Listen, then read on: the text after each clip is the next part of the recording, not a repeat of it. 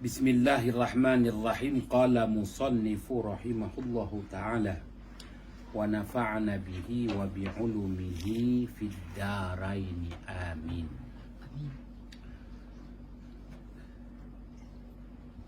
Kitab Matan Fathul Mu'in karangan Asy-Syaikh Al-Imam Muhammad Zainuddin Abdul Aziz Al-Malabari dan syarahnya I'anatul Talibin oleh As-Said Al-Bakri bin Muhammad Shatta Ad-Dimyati.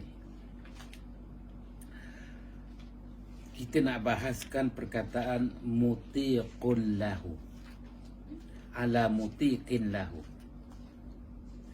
Qauluhu mutiqin lahu.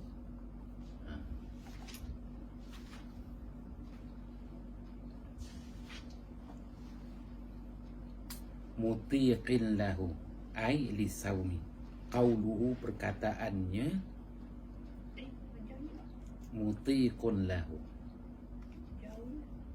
Yalah, ambil di situ terus. Nak membicarakan tentang apa pun tengok matan lu di atas. Jadi daripada matan tu kita akan lihat apa yang perlu nak dibahaskan. Perbahasannya itu berdasarkan keterangan Saidil Bakri Muhammad Shatta Ad-Dimyati, kitab I'anatul Talibin.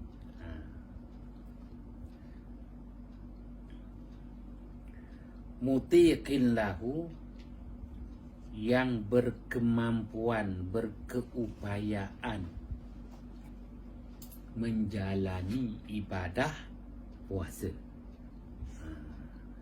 Bagaimana nak menjelaskan tentang status orang yang berkemampuan, berupaya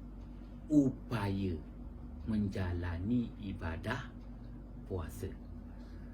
Jadi Asy-Syaikh Saidi Al-Bakri Muhammad Shatta Ad-Dimyati menjelaskan dalam kitabnya I'anatul Talibin, qauluhu mutiqun lahu. Zada fi syarhil minhaj syartaini. Menambah oleh Imam An-Nawawi rahmatullah alaih dalam syarah minhaj, iaitu kitab syarah yang namanya Minhajut Talibin. Itu adalah kitab matan yang dikarang sendiri oleh Imam An-Nawawi rahmatullah alaih. Maka Ibnu Muhammad Shatta Ad-Dimyati mengambil keterangan daripada Imam An-Nawawi rahmatullah alaih dalam kitabnya Minhajut Talibin. Cerita sejarah sedikit. Jadi Asy-Syaikh Saidi Muhammad Shatta Ad-Dimyati ini dah pun wafat 130 tahun yang lalu. Dia dilahirkan di Makkah Al-Mukarramah. Sememangnya berbangsa Arab Quraisy. Rakan sepengajian dia tak lain tak bukan Asy-Syaikh Al-Imam Daud Al-Fatani. Jadi Asy-Syaikh Al-Imam Daud Al-Fatani, orang Melayu, orang Jawi, belajar di Mekah, dan yang sama-sama belajar dengan dia pengarang kitab I'anatul Talibin. Jadi kedua-duanya, Asy-Syaikh Al-Imam Daud Al-Fatani dan juga Ibnu Muhammad Shatta Ad-Dimyati, kedua-duanya belajar dengan Asy-Syaikh Al-Imam Ahmad Zaini Dahlan, Mufti Makkah. Dah wafat 200 tahun yang lalu. Jadi 200 tahun yang lalu ada seorang Mufti Makkah bermazhab Syafi'i, namanya Asy-Syaikh Al-Imam Ahmad Zaini Dahlan. Jadi Asy-Syaikh Al-Imam Ahmad Zaini Dahlan ni, dia antara kitab yang dibaca di Al-Masjidil Haram adalah kitab Fathul Mu'in. Kitab Fathul Mu'in ni, yang matan ni memang menjadi pengajian utama di Al-Masjidil Haram 200 tahun yang lalu. Jadi dua orang ni mengaji. Syekh Al-Imam Daud Al-Fatani mengaji dengan dia. Begitu juga pengarang kitab I'anah ini, iaitu Ibnu Muhammad Shatta Ad-Dimyati. Jadi Ibnu Muhammad Shatta Ad-Dimyati ini, apabila dia mengaji kitab matan Fathul Mu'in tu, dibahas dan dikarang menjadi kitab syarah hasyiah, namanya I'anah. Berbeza dengan Syekh Daud Al-Fatani, dia mengaji kitab Fathul Mu'in, lalu dia terjemahkan dan dia karang satu kitab dalam bahasa Rumi, dalam bahasa Jawi, Matla'ul Badrain. Jadi Matla'ul Badrain tu merupakan isi kandung penting daripada kitab Fathul Mu'in. Yang Imam Zainuddin Al-Maliki. Baik. Jadi Syekh Ahmad Dahlan, Zaini Dahlan ini, dia membaca kitab yang dikarang oleh Syekh Muhammad Zainuddin Abdul Aziz Al-Malbari. Jadi zaman, kita kata zaman 200 tahun yang lalu, teks utama, kitab utama yang menjadi perbahasan, pengajaran, pengajian di Al-Masjidil Haram untuk mazhab Syafi'i fiqh adalah kitab Fathul Mu'in. Adakah Syekh Ahmad Zaini Dahlan ini belajar sendiri dengan Syekh Muhammad Zainuddin Abdul Aziz Al-Malbari? Tidak. Dia cuma bahas. Dia belajar dengan guru dia, dan guru dia itu belajar dengan Syekh Muhammad Zainuddin Abdul Aziz Al-Malbari. Jadi kalau kita kata, maknanya pengarang kitab ini Ibnu Muhammad Shatta Ad-Dimyati, dia belajar dengan Syekh Al-Imam Ahmad Zaini Dahlan, belajar dengan guru dia belajar dengan pengarang kitab Fathul Mu'in, iaitu Syekh Muhammad Zainuddin Al-Malbari, belajar dengan Syekh Ibnu Hajar Al-Haytami, belajar dengan Syekh Muhammad Zakaria Al-Ansari, belajar dengan Imam An-Nawawi rahmatullah alaih, belajar dengan Imam Rafi'i, belajar dengan Imam Nawawi, belajar dengan Imam Rafi'i, belajar dengan Imam Ghazali, belajar dengan Imam Abi Ishaq Asy-Syirazi, belajar dengan seorang tokoh Imam Al-Haramain, belajar dengan Syekh Al-Imam Al-Mazani, belajar dengan Syekh Al-Imam Al-Buaiti, belajar dengan Imam Asy-Syafi'i rahmatullah alaihi. Sampai maksudnya yang syarah Fathul Mu'in ini yang bagian atas, yang bagian bawah. Atas tu matan. Itu adalah kitab Fathul Mu'in. Bawah ni syarah dia. Syarah dia, iaitu kitab I'anatut Talibin. Jadi maksudnya dalamnya ada dua kitab. Ada dua kitab. Kitab matan. Kitab matan tu Fathul Mu'in. Ya. Kitab syarah ni I'anatut Talibin. Dia yang sebenarnya bermula dengan kitab yang dalam kurungan, kat situ ada kurungan. Tu adalah matan asal, Qurratul Ain. Dekat matan Fathul Mu'in tu ada lagi kurungan-kurungan kan. Yang kurungan-kurungan tu tulisan hitam ni atas ni ada kurungan. Yang kurungan tu adalah matan paling asal, iaitu Qurratul Ain. Kitab matan tu ada syarahnya, tu namanya Fathul Mu'in. Sebab itu dekat sini Qurratul Ain. Ini matan yang asal, yang kurungan tu, pengarang yang sama. Dalam kitab Qurratul Ain ni, matan asal, dia ada syarah dia, Fathul Mu'in. Fathul Mu'in ni dia ada hasyiah dia. Matan, syarah, hasyiah. Jadi kalau I'anat Talibi itu namanya hasyiah. Maknanya perbahasan lanjut. Huraian dia lagi panjang lah. Ya.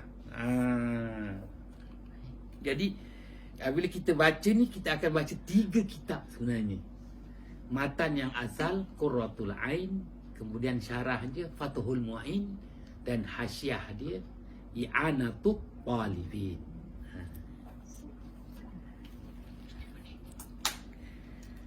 Baik, yang kita nak bahas ini maknanya matan asal ni tau, Qurratul Ain ni, mutiqin lahu, ala mutiqin lahu.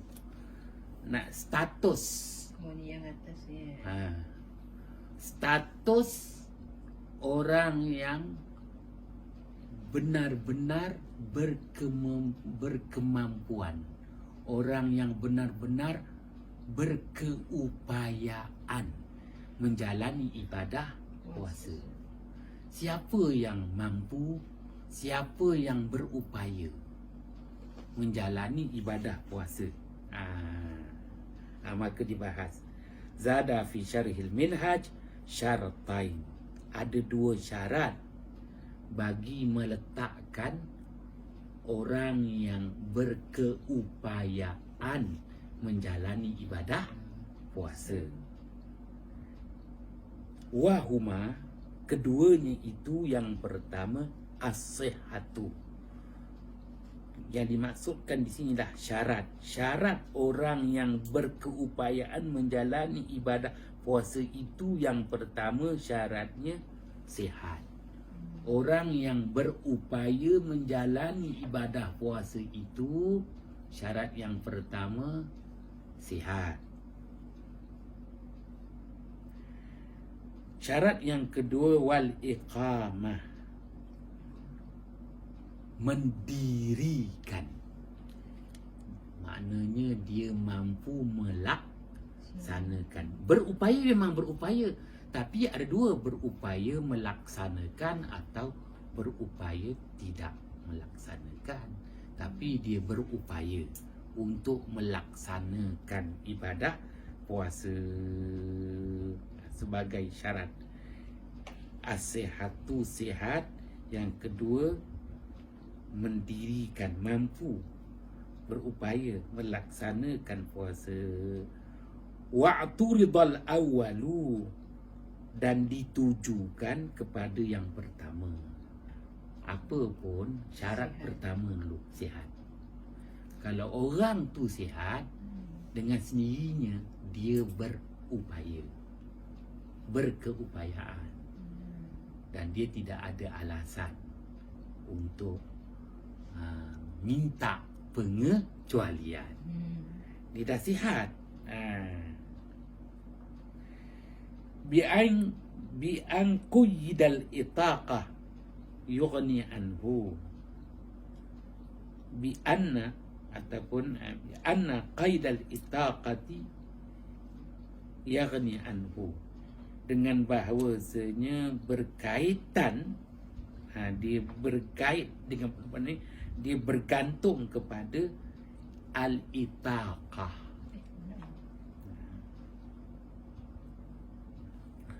iaitu berkeupayaan, yughna anhu, yang terkaya atasnya. Kalau kita kata orang yang sihat, sememangnya dia berkeupayaan untuk menjalani ibadah puasa. Li'annal murad, kerana bahawasanya yang dikehendaki di sini al-itaqatu hissan aw syar'an, keupayaan hissan pada lahiriah, aw syar'an ataupun mengikut tuntutan syarak. Jadi kalau orang tu dah sihat, lahiriah orang yang sihat ini sememangnya mampu untuk menjalani ibadah puasa. Syar'an tu dari segi syarak memang tuntut semua, kutiba alaikumus siyam, difardukan ke atas kamu menjalani ibadah puasa. Kamu ni siapalah, siapa pun daripada kaum muslimin, orang Islam kena berpuasa. Orang Islam yang berkeupayaan. Keupayaan maknanya dia sihat. Dia sihat maka dia berupaya. Fayakhruju bihal al-marid, maka keluarlah dengan kata berkeupayaan itu ialah orang yang sakit. Maka orang sakit dia tak berupaya. Illa an yuqala, kecuali bahawa dikatakan innal itaqata, bahawasanya berkeupayaan itu tatahaqqaqu ma'a wujudil musyaqqah, benar-benar berkeupayaan bersama-sama dengan adanya musyaqqah, kesukaran. Jadi orang tu benar-benar berkeupayaan menjalani ibadah puasa, tapi dia pun menghadapi kesukaran. Yalah, jadi berdasarnya kalau dia berkeupayaan, itulah yang menjadi kita kata penentuan. Memang semua orang ada masalah. Musyaqqah ni keberatan ni semua orang berat. Fahina idzin la yakhrujul maridu biha, maka ketika itu tidak terkeluarlah orang yang sakit dengan kata al-itaqah. Jadi kalau dia tu sakit pening-pening, kalau dia tu pening, dia boleh tak puasa? Tengok. Okey, kalau dia pening tu, dia ada keupayaan tak untuk menahan diri daripada makan minum? Berupaya. Kena puasa. Wajib puasa. Kerja puasa. Jangan kata aku sakit lah. Sakit apa? Sakit gatal. Gatal apa? Gatal kuku. Memang dia gatal kuku, tapi al-itaqah, al-hisiyah, dia itu berkeupayaan pada lahiriahnya untuk menahan diri daripada makan minum dan apa-apa juga yang membatalkan puasa. Sakit memang dia sakit, tapi sakit dia tu musyaqqah, dia tu musyaqqah pada yang mana? Kesukaran dia pada apa? Kesukaran tu kerana kegatalan pada susuk tubuhnya. Begitu maknanya perincian perbahasan. Maksudnya sakit yang tiada kesukaran lah, yang dikata apa, wujudul musyaqqah tu. Maksudnya sakit yang tiada kesukaran tu maksudnya dituntutlah puasa. Wajib lah. Wajib. Tak ada rukhsah lah. Tidak ada rukhsah. Tidak ada keringat. Tidak ada, di sini kita kata perlepasan. Semua nak minta kelepasan. Nak melepaskan daripada tanggungjawab.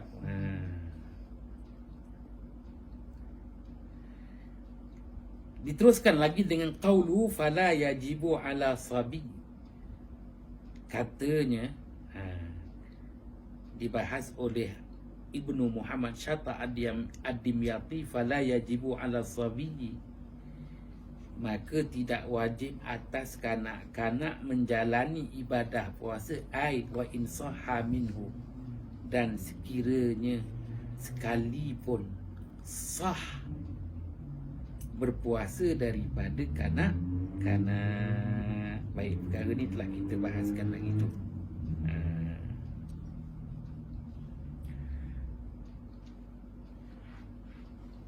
Kita lihat di bawahnya lagi. Majnun.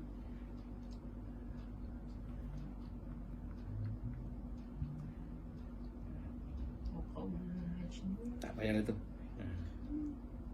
Kita terus kepada kerana kita dapat fala yajibu ala sabiyin wa majnunin.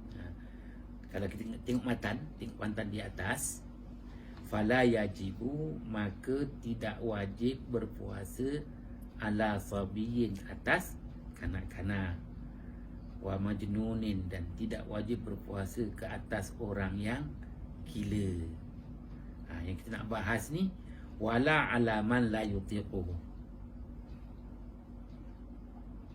Kerana kita dah bahaskan semalam berhubung tentang status gila tu. Baik, wala ala man la yutiquhu, dan tidak wajib berpuasa ke atas orang yang tidak berkemampuan menjalani ibadah puasa. Kenapa? Likibarin, kerana tua, au maradin, sakit yang macam mana? La yurja bar'uhu, yang tidak diharapkan sembuh, tak ada harapan sembuh. Kita tengok syarah dia. Qauluhu wala ala man la yutiquhu likibarin au maradin muhtaridul itaqah al-hissiyah. Baik, dan tidak wajib berpuasa atas orang yang tidak berkeupayaan dia menjalani ibadah puasa kerana usia tua ataupun sakit. Maka dibahaskan muhtaridun untuk memelihara kedudukan al-itaqah al-hissiyah, keupayaan lahiriah. Pada lahiriahnya, seseorang itu berkeupayaan menjalani ibadah puasa. Maka kalau orang tu tua, kita kena tengok lahiriah dulu. Kalau tua, bab puasa semua ngaku tua. Kalau kahwin semua ngaku muda. Kena je buat puasa, aku dah tua. Jadi kena ni nak memelihara nilai al-itaqah al-hissiyah, iaitu keupayaan lahiriah. Wa ma ba'dahu muhtaridu syar'iyyah, dan barang yang selepasnya, maknanya dua perkara. Kita nak lihat dari segi lahiriah, kemampuan dia, dan dari segi tuntutan syarak sendiri. Wa qawluhu la yurja bar'uhu, dan katanya maksud tidak ada harapan sembuh tu, wa huwa saqitun an ibarati tuhfah, iaitu yang digugurkan perbahasan ini dalam kitab Tuhfah. Kitab Tuhfah ni karangan daripada Asy-Syaikh Al-Imam Ibnu Hajar Al-Haytami. Jadi maknanya murid dia, iaitu Syekh Muhammad Zainuddin Abdul Aziz Al-Malbari, dia bahas apa yang tak dibahaskan oleh guru dia. Lah kerana perkembangan kan, mungkin zaman tu orang tak mempersoalkan perkara ini, tetapi zaman Syekh Zainuddin Abdul Aziz Al-Malbari, orang dah mula bahaskan perkara ni. Kenapa? Makin lama orang cuba nak mengelak daripada berpuasa. Kalau boleh, dia diberi pelepasan. Wa huwal aula li'anna al-marida maradan yurja bar'uhu, kerana bahawasanya orang yang sakit itu mardan, sakit ia, yurja bar'uhu, yang diharapkan untuk sembuh. La yajibu alaihi saumu, la yajibu alaihi saumu halatahu, tidak wajib atasnya berpuasa pada kelakuannya. Baik, nanti kita teruskan lagi. Wa in wajaba alaihil qada idza tamakkana kal haidi wan nufasai. Dan kiranya wajib atasnya itu qada bila? Apabila terboleh, Jika mampu. jika mampu, kal haidi wan nufasa, seperti orang yang kedatangan haid dan orang yang kedatangan nifas. Berdasarnya orang yang datang haid itu Wajib qada. dia wajib qada. Habis apa masalah dia?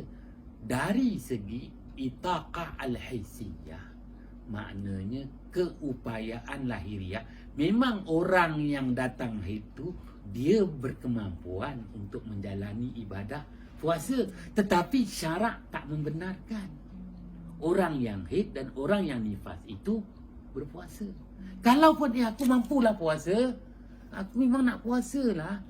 Memang kau nak berpuasa, memang kau ada kemampuan al-itaqah al-haisiyah berpuasa, tetapi syarak tidak membenarkan puasa. Sebab itu wajib atasnya qada. Dia maksudnya yang orang tua ni sekiranya dia mampu qada, dia wajib qada. Ya. Pada dasarnya dia mampu tak? Sebab itu maknanya Orang tua yang sakit dah. kena dilihat dulu daripada kedua-dua pihak. Kita kena tengok dari segi itaqah al-haisiyah, kemampuan lahiriah dia. Maksudnya kita kalau bahasa muda jasmani lah. Jasmani dia. Jasmani dia. Jasmani dia. Yalah, kadang-kadang orang umur 70 tahun dia bertenaga, Ya.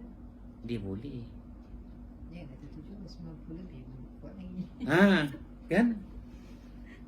Kalau umur 90 lebih memang kita kata dia tu dia boleh puasa ke? Menjawat jawatan Perdana Menteri boleh pada usia 90 tahun. Jadi itu dia. Sebab itu datangnya al-itaqah al-haisiyah itu.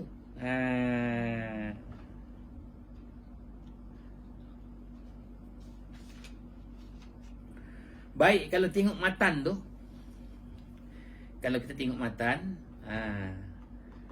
au maradin la yurja bar'uhu wa yalzamuhu muddun li kulli yaumin. Itu disambung tu sebenarnya. Baik, kita ambil daripada wala alaman la yutiquhu, dan tidak wajib atas orang yang tidak berkeupayaan menjalani ibadah puasa kerana tua, usia tua ataupun sakit yang tidak diharapkan sembuh, wajiblah atas dirinya. Wayal zamuhu tu melazimi tu wajib akan dia mudun, mengeluarkan satu cupak, satu cupak likulli yaumin, setiap hari yang dia tidak berpuasa. Maksudnya dia Khas untuk dua orang ni jadi. orang tua dan orang yang sakit yang tak ada harapan sembuh. Maksudnya dia tak wajib qada tapi wajib bayar fidyah. Wajib bayar fidyah. Wajib bayar fidyah. Untuk dua orang ni. Maksudnya orang tua tu pun yang kena tengok pada ni lah, itaqatul hissiyah tu. Ya. Berdasarnya kan dia kena jumpa doktor lah. Orang tua yang terlantar macam tu lah. Kalau orang tua yang sihat lagi wajib puasa. Ya. Dan orang tua yang sihat maksudnya kalau contoh dia tak puasa, dia wajib qada. Ya. Dengan kata lain, kerana usia tua ni dia subjektif lah ya. Itaqatul haisiyah ni benda yang subjektif lah. Kita tak boleh nak kata umur 60 diberi pelepasan, Maksudnya kena tengok, umur 70 diberi fizikal pelepasan masing-masing fizikal. Mungkin juga umur 50 dah tak berupaya apa-apa, kencing manis, darah tinggi. Ya, maksudnya kalau 50-an dah kena stroke kan. Nak kena benda yang subjektif. Jadi telah dibahaskan terperinci oleh, maknanya 200 tahun perkara ni telah dibahaskan dengan begitu detail. Jadi untuk dua orang ni yang memang dia tak mampu berpuasa, maka dia kena wajib atas dia muddun likulli yaumin, satu cupak bagi setiap hari yang tidak berpuasa. Kalau kita baca sambung tu, wala ala haidin, atas wala ala haidin, tidak wajib membayar, kita kata membuat gantian dengan satu cupak ke atas orang yang perempuan yang haid dan perempuan yang nifas. Dia hanya kena wajib qada sahaja. Li'annahuma, kerana bahawasanya kedua-duanya ini, wanita yang haid dan wanita yang nifas itu, la tatiqani syara'an, tidak dikira berkeupayaan dari segi syarak, bukan dari segi haisiah, bukan dari segi lahiriah, tapi syarak yang tidak bagi dia melaksanakan ibadat puasa. Baik, tengok syarah di bawah. Qauluhu wa yalzamu muddun li kulli yaumin. Jumpa kan? Qauluhu, perkataannya, wa yalzamuhu, lazim tu maknanya wajib. Wa yalzamuhu, dan wajiblah akan dia. Muddun tu jadi fa'il. Wajib apa? Fa'ilnya satu mud, satu cupak.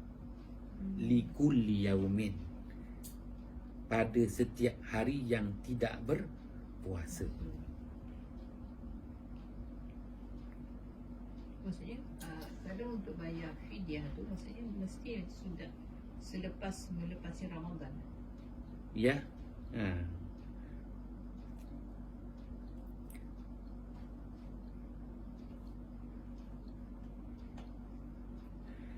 Baik, dinyatakan li'anna luzumahu innama huwa fima la yurja bar'uhu, kerana bahwasanya kewajipannya hanya saja dia pada perkara yang tidak ada harapan sembuh. Jadi kewajipan menyempurnakan fidyah ni kerana dia tak ada harapan sembuh. Kalau dia ada harapan sembuh, kena qada.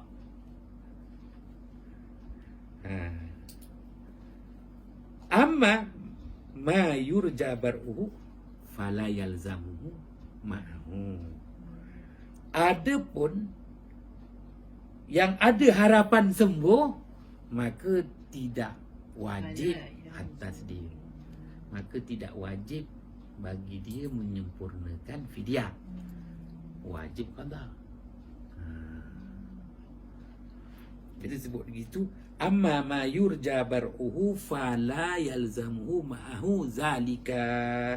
Adapun perkara yang tidak diharapkan sembuhnya itu, penyakit yang tak ada harapan sembuh, maka tidak melazimi akan dia bersama-samanya yang demikian itu. Maknanya tidak melazimi, tak wajib akan dia. Atuf maf'ul tu. Tidak wajib akan dia bersama-samanya itu, zalika, tuntutan fidyah. Maksudnya sekiranya Adapun ma, barang tu merujuk kepada isi mausuf tu merujuk kepada sakit. Sakit yang tidak ada harapan. Adapun sakit yang yurja, adapun sakit yang ada harapan sembuh. Adapun ma, sakit yurja, harapan baru sembuhnya, fala yalzamuhu, maka tak wajib akan dia. Bersama-samanya itu pada dia itu zalika, iaitu fidyah yang dituntut. Wa innama, dan hanya sahaja yalzamuhu saumu, wajib atas diri dia ni, orang sakit yang ada harapan sembuh, oleh saumu tu difa'il, oleh menyempurnakan puasa qadaan sebagai qada ba'da sihati, selepas sihat. Wah, tak boleh mengelak lah. Nak dapat macam mana pun. Baik, dalam erti kata wajib, iaitu melazimi, maknanya wajib menyempurnakan fidyah ni. Dibahas. Qauluhu wa yalzamuhu ay man la yutiquhu. Wajib akan dia menyempurnakan fidyah siapa? Iaitu man la yutiquhu, orang yang tidak berkeupayaan menjalani ibadah puasa. Wa qauluhu, dan perkataan muddun likulli yaumin, satu cupak bagi setiap hari, kerana liqaulihi ta'ala, firman Allah Subhanahu wa ta'ala. Ayat 184 surah Al-Baqarah.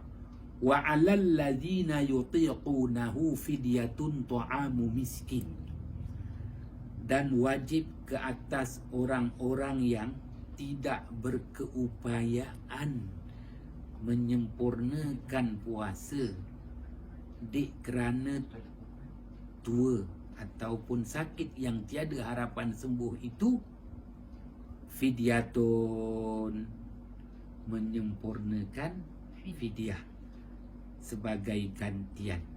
Fidyah tu bentuknya bagaimana? Ta'amu miskin, memberi makan kepada orang-orang miskin. Syarahnya, wal muradu, yang dikehendaki dengan yutiqunahu itulah la yutiqunahu, la yutiqunahu, yang tidak berkeupayaan mereka itu menjalani ibadah puasa. Bitakdiri, dengan ditakdirkan, maknanya dengan ditakdirkan, disembunyikan dekat situ tu. Patutnya ada la an-nafiyah. Baik. Dia kalau kita baca terjemah biasa, wa 'alal lazina, dan wajib ke atas orang-orang yang yutiqunahu, berkeupayaan mereka itu akan dia fidyatun, itu adalah mubtada muakhar. Fidyatun, menyempurnakan fidyah. Bagaimana bentuk fidyah? Datang badal, ta'amu miskin. Sebab itu baca ta'amu, kena baca ta'amu, dia sebagai badal. Ta'amu miskin. Kena begitu. Baik. Kenapa pula kena ada takdir? Kalau kita terjemahkan, dan wajib ke atas orang-orang yang berkeupayaan. Sepatutnya tidak berkeupayaan. Tidak. Baik. Ini kena melihat asbabun nuzul. Jadi ayat 184 surah Al-Baqarah ini apabila disyariatkan ibadah puasa Ramadan pada tahun 2 Hijrah. Maka di situ mula-mula turun ayat 184. Beruntunglah orang-orang kaya. Kerana orang-orang kaya yutiqunahu, dia berkeupayaan. Tapi dia tak nak puasa, dia boleh buat gantian. Dengan gantian fidyah. Jadi sebab itu di sini dimulakan dengan jumlah jar majrur wa alal lazina. Jumlah jar majrur di awal kalimah itu merupakan disebut sebagai khabar muqaddam. Fidyatun tu jadi mubtada muakhar. Asalnya di zaman Rasulullah sallallahu alaihi wasallam, apabila perintah puasa tahun 2 Hijrah, maka bertuahlah orang-orang kaya. Maka rata-rata yang berpuasa di awal-awal tuntutan disyariatkan ibadah puasa ni orang miskin. Orang kaya dia boleh hari ni puasa, esok tak puasa, lusa tak puasa, dia bayar fidyah. Bayar fidyah. Maka apabila turunnya ayat 185, Syahrul Ramadan allazi unzila fihi al-Quran, turunnya ayat 185 surah Al-Baqarah, itu isyarat Syahrul Ramadan allazi, bulan Ramadan itu bulan istimewa. Maka dengan turunnya ayat itu, tak kira engkau kaya ke, engkau miskin ke, kena puasa. Wajib puasa. Soal nak bayar fidyah, puasa dulu. Kena puasa. Oleh itu turunnya ayat 185 surah Al-Baqarah, dia menasahkan, bukan menasahkan ayat, menasahkan sebahagian hukum daripada ayat 184. Oleh itu ditakdirkan di situ, didatangkan la nafiyah. Kerana ayat tu tak dinasahkan, ayat tu tak ada, tetapi yang dinasahkan hukum. Maka orang kaya pun kalau dia mampu bayar beribu-beribu pun kena puasa. Wajib puasa. Hari ni kita belajar berasap kepala ni. Wallahu a'lam bissawab. Bismillahirrahmanirrahim. Fafahamnaha Sulaiman wa kullan ataina hukman wa ilma wa sakharna ma'a Daud al-jibala yusabbihna wa tayra wa kunna fa'ilin. Ya arhamar. Amin.